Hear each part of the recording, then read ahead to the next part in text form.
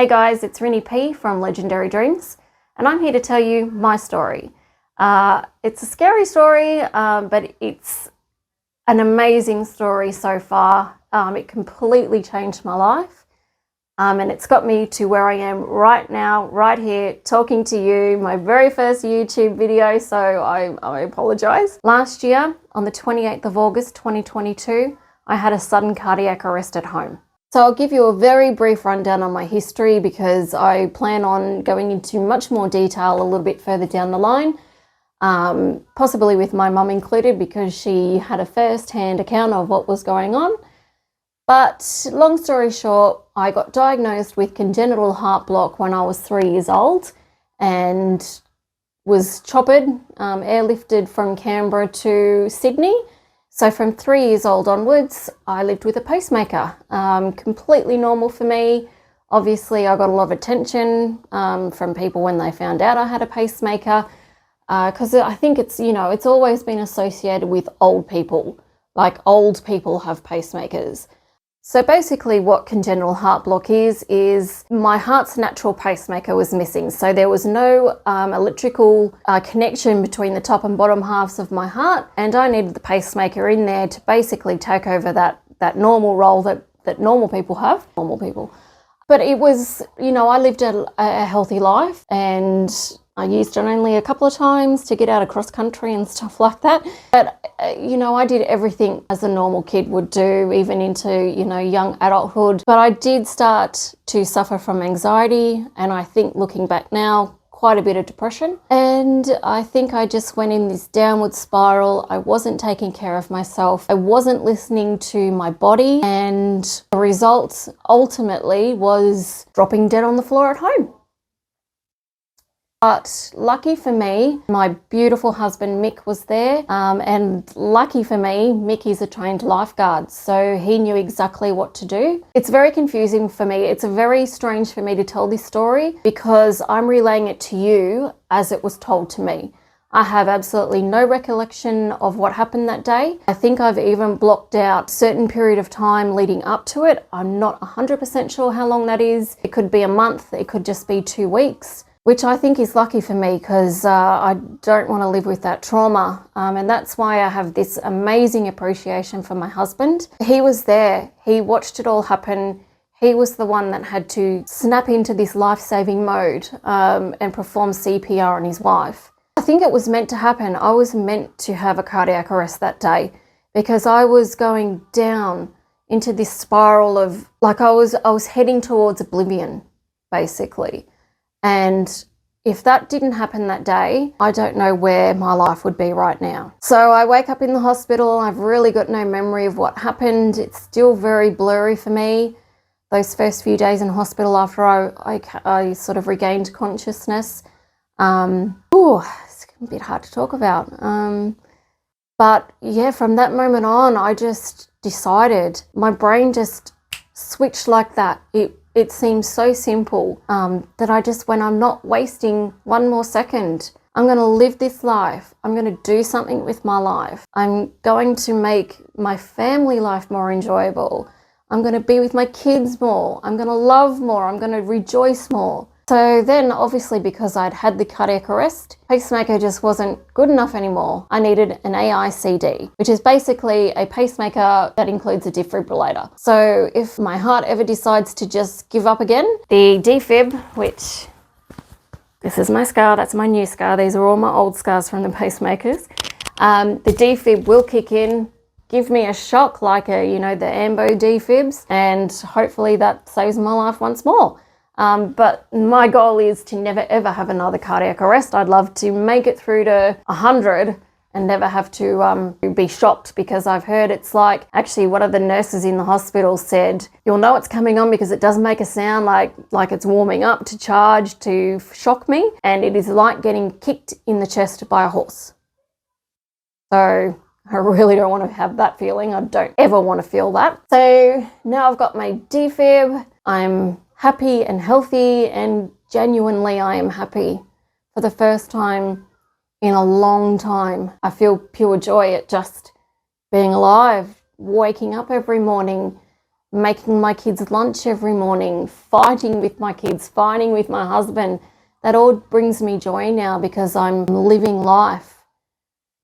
So that's sort of how I got my mojo back. Wow, I'm so lucky. I'm so lucky that my husband was here. And another thing I should let you know is that I work from home. So 5 days out of the week, for that 10-hour period or whatever it is, I'm here on my own. And I just so happened to drop dead on a Sunday when my husband was here, which was, lucky me.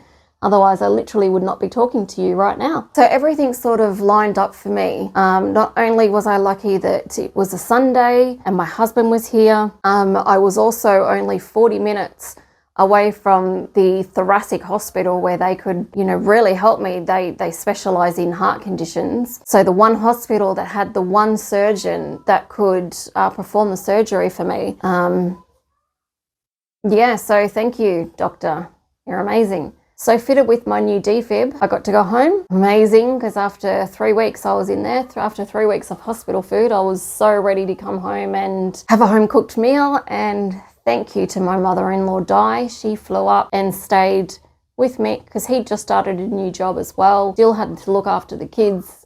Impossible to do that on his own. So thank you so much, Di. I love you from the bottom of my heart. I truly do. So Di came up, stayed with us for another 2 weeks after that, and slowly I started to feel like myself again. It didn't happen overnight. Like, I did have these moments in hospital where I was like, I'm never going to let myself go down this rabbit hole again of feeling, like I don't want to be here. I don't want to live. I don't want to wake up today. I did have those moments in hospital of don't ever go back there, Rin. Just stay the course now, take this second chance, because my first second chance was at 3. Use this second chance to make meaningful change. And then what cemented it for me, and this is going to be difficult to talk about, but on the 3rd of November, I lost a very dear friend of mine, Nige. He lost his battle with cancer.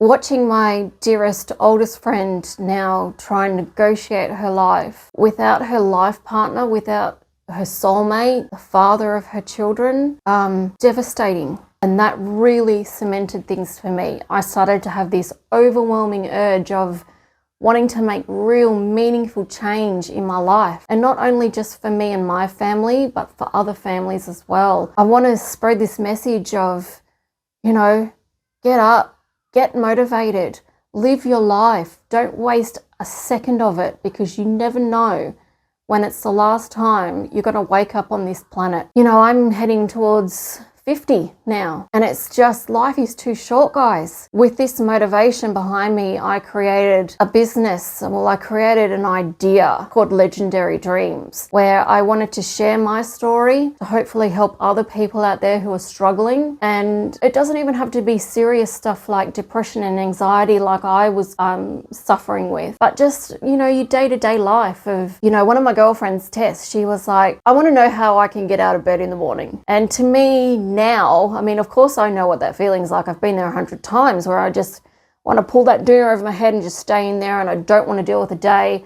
I don't have any motivation. I just want to be a vegetable. But now I can honestly say I can't wait to get up in the morning. I can't wait to jump out of bed, get my day going. And if I can sort of spread some of this energy and this motivation that I've suddenly embracing, I'd love to do that for you guys. And I think too, everyone has a story. Everybody has a worthy story to tell. And I would love to be that avenue that helps you tell your story. Yeah, I'm passionate about it. And I think we can learn so much from each other, from just listening to each other. Learning from somebody else's experience would be so beneficial. And at the end of the day too, I think we're starting to live in such a judgmental world where somebody acts a certain way and it's like, oh, what's wrong with her? Or what's wrong with him? What's with the attitude? But you don't know what is going on in somebody else's life. Everybody handles something differently. I could have, woken up in the hospital and gone, oh, holy guacamole, I died. Oh, woe is me. Look after me. I'm useless now. I can't go back to work. I can't, You know, I could have gone down that rabbit hole and just kept going down until the world was black. But I chose not to, and I can't express, guys, how great it feels to just be like, life, it's so good. And at the same time though, you know, I flip and I look at, you know, my bestie going through the worst time in her life.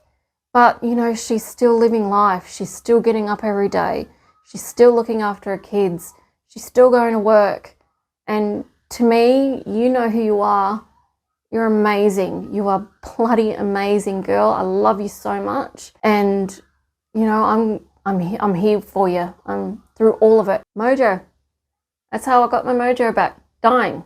You want to get yours back? Die. No, I'm just joking. Don't do that. But maybe take a little bit of what I've said here today and take that with you into your day. I think the first thing is find your direction. Find exactly what you want from your life. What makes you happy? Write your ideas down, guys. That's how I started. I started to write these ideas down of how can I help me, my family, other people's family, people I've never met. How can I help them? What can I do with my time to help a stranger? And I feel like storytelling is just incredible. And I love learning about new experiences through somebody else's eyes, through their vision of what they experience. And of course, we can only, you know, live vicariously through them.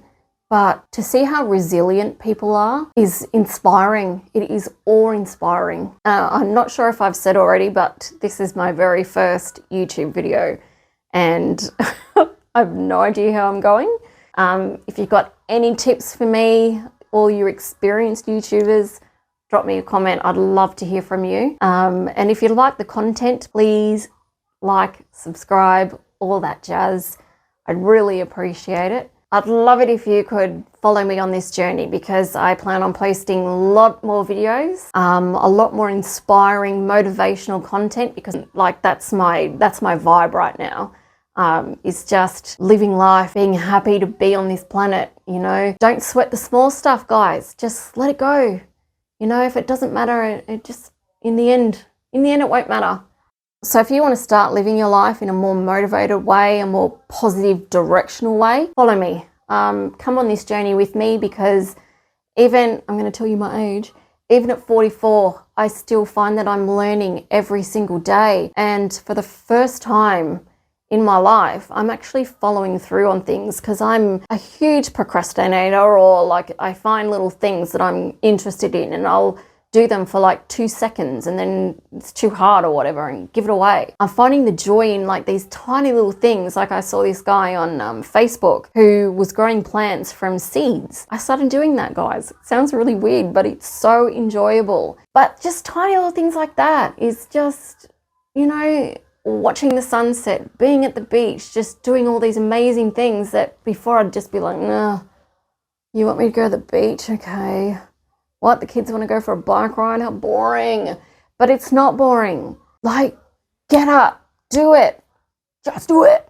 So once again, I would love for you to come on this journey with me. Watch me do some crazy things, hopefully some really motivational, inspiring things that can help you. And let me know if you've got any suggestions of what you would like me to talk about, because I'm going to cover everything that pops into this brain of mine. Hit that like button, subscribe, comment below on something that you'd like me to tackle. It could be any subject whatsoever.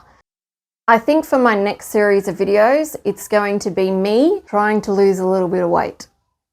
So at 44, I have been overweight, I would say now, since I had my daughter. So that's going on a decade. I was always skinny, always an Australian size 8, so that's pretty tiny. And then all of a sudden I just let myself go, as they say. Stopped being so active, started to not care about what I was eating. And I have literally tried every diet. I have gotten suckered in by all those videos on Facebook about, you know, diet powders and try this powder. Ugh, wasted so much money. So I decided just to do it my own way. So yes, my next series of videos is going to be on me and my journey to try and shed some kilos. So if you want to do that as well if you're at a point too like me where you're just sick of yourself. I'm sick of feeling like come with me, join me. I'm obviously going to post a video a bit later about how I started. I'm only week 1 in. I still haven't weighed myself yet, so come on that journey with me. And hit the notification button so you can be notified when I do post those videos, because I'm determined, guys. I'm like so determined to lose some weight and just, you know, feel healthier, feel better about myself, get some of my self-confidence back. So I'd love you to join me on that one as well.